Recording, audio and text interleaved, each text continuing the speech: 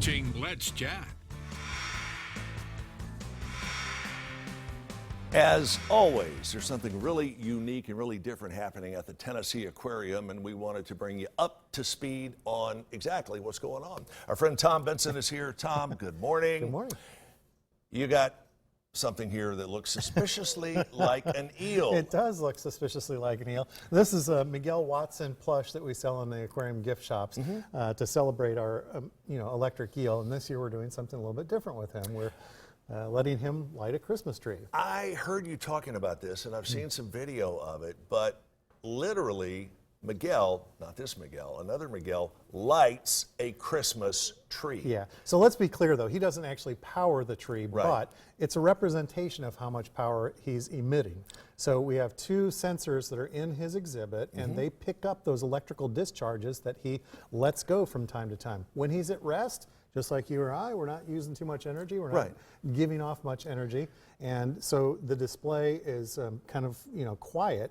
But anytime he's moving around or anytime he's feeding or is excited or digging in the sand, The output level goes up. output level goes up and up, because electric eels use their electricity in three different ways mainly.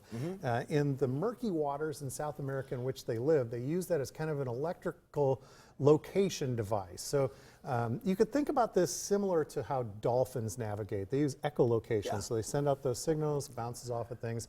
The electricity is kind of a force field that lets him know where objects are and helps him avoid underground or underwater obstacles. So when Miguel is really pumped up, how much energy does he put out? We think that it's probably somewhere around 600 volts. And one thing that researchers have learned is that the bigger an eel gets, the more electricity they can emit, up to about 800 volts. And so an eel that's in the 6 to 8 foot range is probably in that upper threshold. Miguel is somewhere around 4.5 feet long, and so he's probably in that 600 volt range when he lets off the most explosive jolts of electricity, if you will.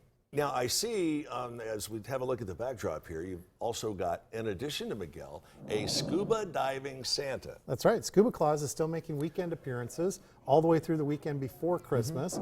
So he'll be in one of our freshwater exhibits either on Saturday or Sunday.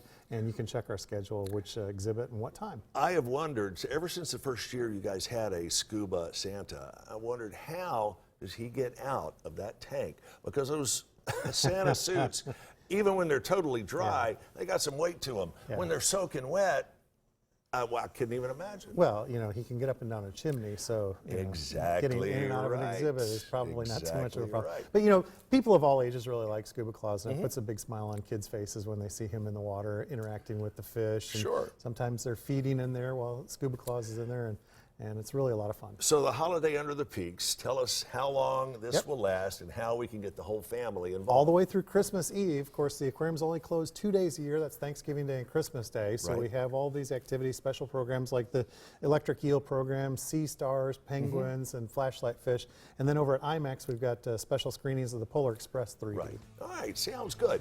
If we had more time, and I know you're thinking about this, I was going to ask Tom how you keep Santa's beard from floating over his head underwater, but that's a subject for another visit. Tom, thank you so much. Find out more by checking out the Tennessee Aquarium, tnaqua.org.